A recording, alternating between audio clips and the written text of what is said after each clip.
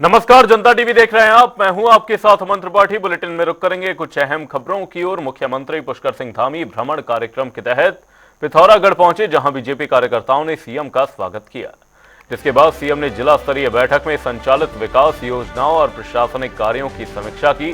वहीं सीएम ने अधिकारियों को निर्देश दिए कि सरकार की योजनाओं का लाभ प्रत्येक व्यक्ति तक पहुंचे और विकास कार्यों में किसी भी प्रकार की शिथिलता न हो।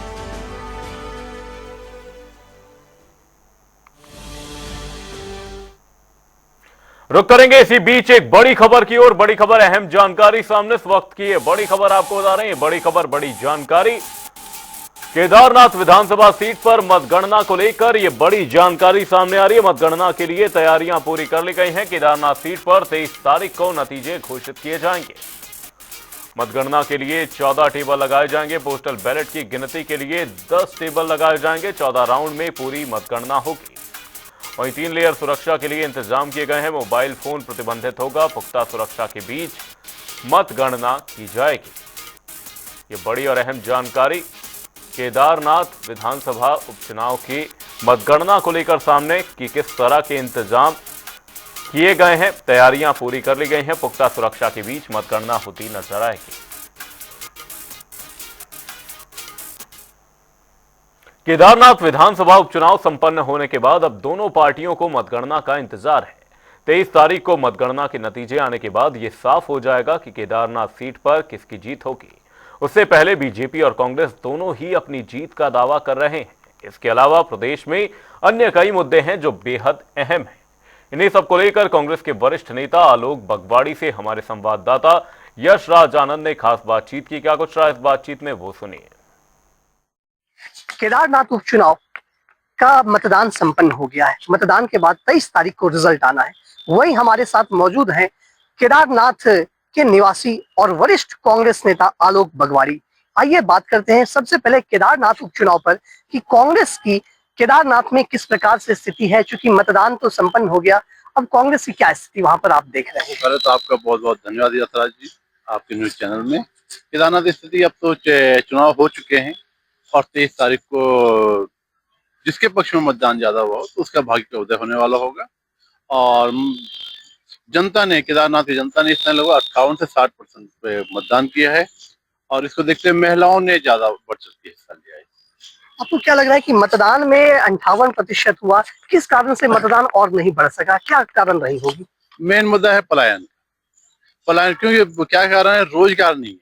रोजगार नहीं तो लोग क्या है, अपने अपने घर छोड़ के पलायन की ओर गए हुए हैं, इसलिए मतदाता भी वहाँ कम हो गया है। गिनती तो पूरी है, नाम तो उनका सबका वोटर लिस्ट में नाम है, पर लोग पलायन में। फिर शादी बारात का मामला वो भी रहा इस बार, क्यों शादी बारात भी इस तारीख में बहुत ज्यादा थी, तो लोग शादी बारात में ज्यादा भी रहने के कारण मतदान का कुछ % गिरा है। आप यहाँ पर कांग्रेस नेता भी हैं, लेकिन सबसे बड़ी बात है कि आप उत्तराखंड के मूल निवासी हैं। अभी बहुत बड़ी मांग चल रही है भू कानून और मूल निवास को लेकर के। आप पहाड़ से आते हैं, तो किस प्रकार से आपको मानना है कि उत्तराखंड में मूल निवास और भू कानून ये लागू होना चाहिए? देखिए क्या है, पहले भू कानून के मामले में नारायण तिवारी ने मामला उठाया था और उन्होंने 500 गज के बारे में कहा था। 500 गज से ज्यादा कोई भारी आदमी यहाँ नहीं ले सकता है।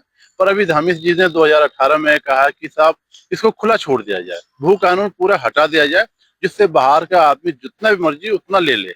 तो ये कोई बात नहीं। अगर पहले लोग यहाँ से पलायन हो रहे हैं, अगर बाहर के आदमी यहाँ रहने आ जाएंगे, सब कुछ जमीन वगैरह जाए वो ले लेंगे, तो यहाँ के जो और लोग रहने वाले हैं, जो छोटे छोटे मोटे काम भी कर रहे हैं, तो उनको भी एक प्रकार से यहाँ से जाना चले, बाहर निकल जाएंगे। इसलिए भू कानून को बहुत सख्ती से लागू होना चाहिए कि मतलब जिससे लोगों का पलायन ना हो पाए और बाहरी वाले लोगों को 200 गज से, वैसे 200 गज भी ना दिया जाए उनको, तो बाहर के लोगों को यहाँ व्यवसाय करने के लिए मना कर दिया जाए। मेरा आपसे एक प्रश्न ये भी है बगवाड़ी जी कि जिस प्रकार से देखिए देहरादून पर यदि मैं बात करूं मैदानी क्षेत्र की, तो मैदानी क्षेत्रों में स्मार्ट सिटी को लेकर भी काम चल रहा है। तो क्या आपका मानना है कि देहरादून जो स्मार्ट सिटी है, क्या स्मार्ट है? देखिए क्या है यशराज जी, आपको काफी टाइम हो गया यहाँ देहरादून में 1700-1800 करोड़ रुपए यहाँ आया था स्मार्ट सिटी के नाम से। इसमें स्मार्ट सिटी तो कुछ दिखा नहीं, बल्कि उनके 8 सीओ चेंज कर दिए गए हैं। ये 8 सीओ किस बेस से सरकार ने चेंज किए, ये हमारी समझ से बाहर है। और फिर जो इतना पैसा खर्च किया गया है, तो आप देख लीजिए कहीं भी जाके स्ट्रीट लाइट नहीं है, बाजार के गंदगी के ढेर लगे हुए हैं, हॉस्पिटल में आप देखिए कर्मचारी नहीं है। जो पहाड़ से लोग आते हैं तो अपने जो कर्म जिसको ले साथ में लेके आते, रिश्तेदारों को लेके आते, तो वो अपनी व्हील चेयर में उनको अपने आप लेके जा रहे हैं। तो सरकार को ये चाहिए था कि मतलब ये कम से कम स्टाफ बढ़ा दिया जाए, रोजगार बढ़ा दिया जाए। रोजगार देखिए ना, अभी क्या है, पोस्ट ऑफिस में कुछ टाइम पहले भर्ती हुई है, तो उसमें कई लोग बाहर से आए हुए पोस्ट। हमारे यहाँ तो बहुत बढ़िया लड़के हैं, एमए एमएससी हैं, बीएड हैं, और कहते हैं बीटेक वाले लड़के हैं जिन्होंने एमए वगैरह कर रखा है। इनको रोजगार न देके इन्होंने बाहर के लड़कों को ला के रोजगार दिया है।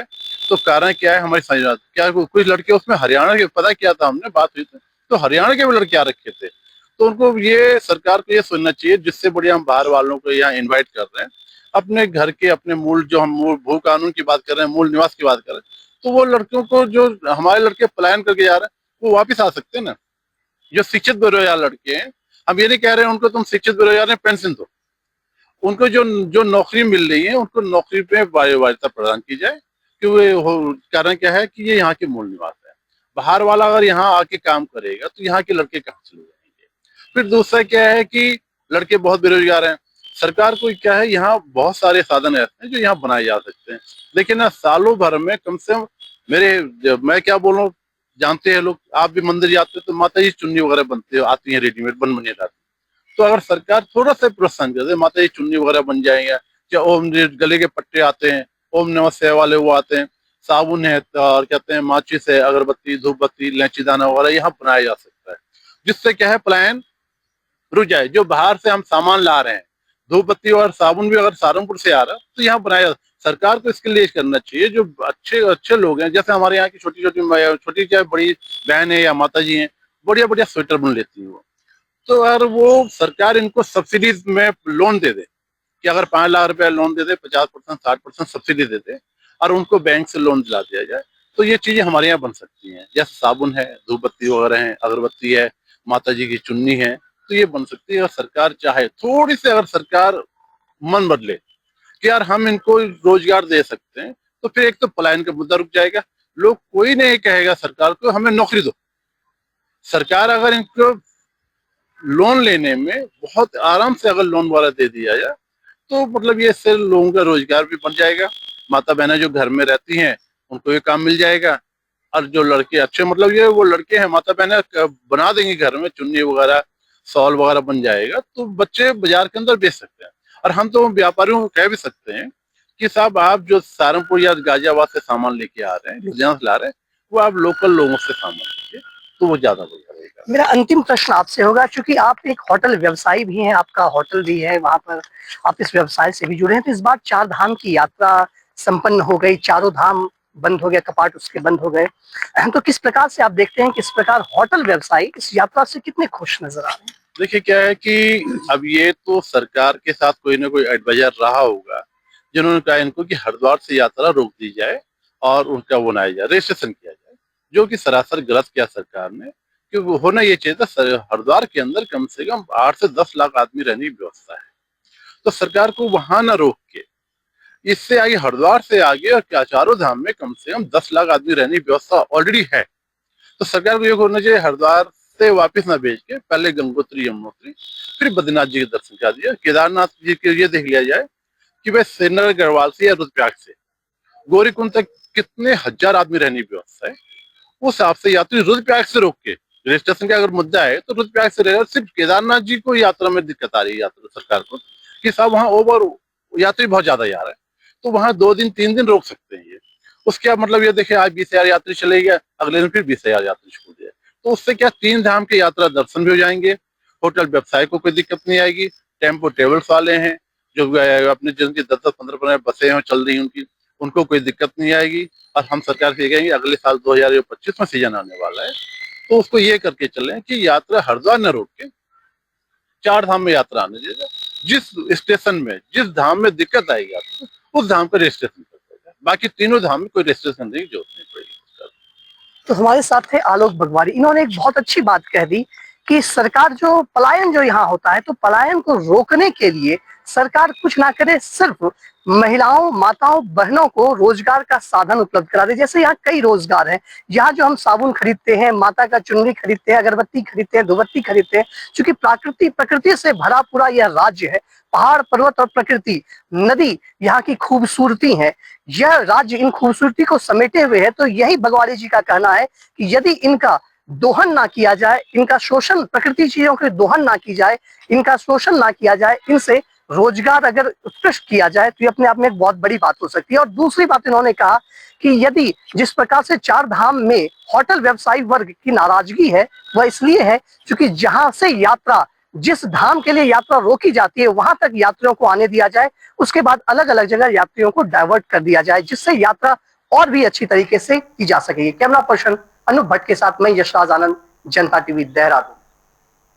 देहरादून में बच्चों की राजनीतिक गतिविधियों से अवगत कराने और राजनीति विज्ञान का प्रैक्टिकल अनुभव कराने के लिए शिक्षा विभाग की तरफ से बाल चौपाल का आयोजन किया गया। इस बात पर उत्तराखंड की डीजी शिक्षा झरना कमठान ने कहा कि इस बार बाल चौपाल में 46 स्कूलों से लगभग 1600 बच्चों ने प्रतिभाग किया और बाल चौपाल में कई विषयों के स्टॉल लगाए जाने के साथ साथ कई सारी एक्टिविटीज कराई जाती हैं।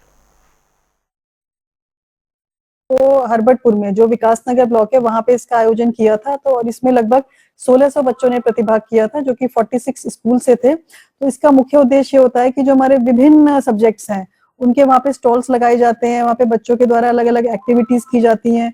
उसमें अबेकस होता है, आर्ट क्राफ्ट्स का होता है, एनसीसी का होता है, स्काउट गाइड का होता है। तो कई स्टॉल्स होते हैं तो बच्चों को मोटिवेट करने के लिए और उनकी जो ये काल्पनिक क्षमता होती है उसका प्रदर्शन भी होता है वहाँ पे। तो बच्चों ने काफी क्रिएटिव वर्क्स किया था वहाँ पे, स्टॉल्स पे जाकर देखा हमने, तो उससे बच्चों का मोटिवेशन लेवल भी बढ़ता है। तो निश्चित रूप से ये जो बाल चौपाल है ये बहुत ही लाभकारी है और अभी हाल में ही कल ये रायपुर ब्लॉक में भी आयोजित की गई है। अन्नकूट के पावन पर्व पर गंगोत्री धाम के पुरोहितों ने विधि विधान से शीतकाल के लिए 2 नवंबर को गंगोत्री धाम के कपाट बंद कर दिए हैं। इसके बाद मां गंगा की डोली मुकबा गांव में विराजमान हो चुकी है। बता दें, भारी बर्फबारी होने के कारण श्रद्धालु मां गंगा के दर्शन गंगोत्री धाम में नहीं कर सकते हैं, जिसको देखते हुए मां गंगा की डोली शीतकाल के लिए मुखबा में विराजमान होती है। जय मां गंगे अन्नकूट के पावन पर्व पर पुण्य सलीला मां भगवती गंगे के सीजनली दर्शन 6 महीने के लिए बंद कर दिए गए हैं। आरती के दर्शन मुख्य मठ मुखवा में अवश्य करें और इसका लाभ अर्जित करें। जय गंगे मैया, हर हर गंगे।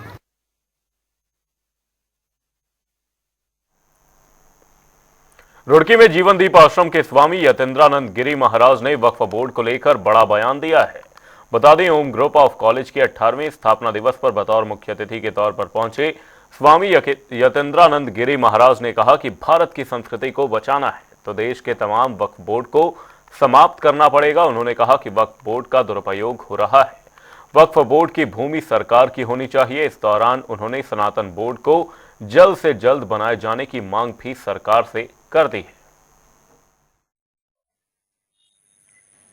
अगर भारत को बचाना है, भारत की संस्कृति को बचाना है, तो भारत के अंदर वक्फ बोर्ड जैसे जो बने हुए हैं इनको तो तत्काल समाप्त करना पड़ेगा। और सनातन का अर्थ ये कि जिसमें सब कोई समा जाए, ऐसा सनातन बोर्ड हर हालत में भारत में बनना चाहिए। और अब भारत का साधु समाज सनातन संस्कृति की रक्षा के लिए खड़ा हो गया है। सरकार साधुओं का सम्मान करे, उनकी बात का सम्मान करे, सनातन बोर्ड बनाए, अन्यथा साधु संत सरकारों को मजबूर कर देंगे कि वह एक ना एक दिन सनातन बोर्ड उनको बनाना पड़ेगा। ग्रुप ऑफ कॉलेज में आज 18वां स्थापना दिवस, ये हम सब बच्चों के लिए, पूरे प्रबंधक के लिए, पूरे हमारे जितने भी शिक्षक हैं, कर्मचारी हैं, पूरे परिवार के लिए बहुत ही बड़ा हर्ष का विषय है कि आज हम लोग 18वां स्थापना दिवस मना रहे हैं। यहाँ हमारे प्रांत के प्रांत प्रचारक आदरणीय डॉक्टर शैलेंद्र जी, हमारे गुरु जी पूजनीय यतीन्द्रानंद गिरी जी, HNB यूनिवर्सिटी के वाइस चांसलर, आयुर्वेद यूनिवर्सिटी के वाइस चांसलर, और श्रीदेव सुमन यूनिवर्सिटी से वाइस चांसलर के प्रतिनिधि, परीक्षा नियंत्रक अतिथियों के रूप में पहुंचे हैं। बुलेटिन में फिलहाल के लिए सिर्फ इतना, कहीं जाएगा नहीं। जनता डी पर खबरों का सिलसिला रहेगा जारी। तब तक के लिए नमस्कार।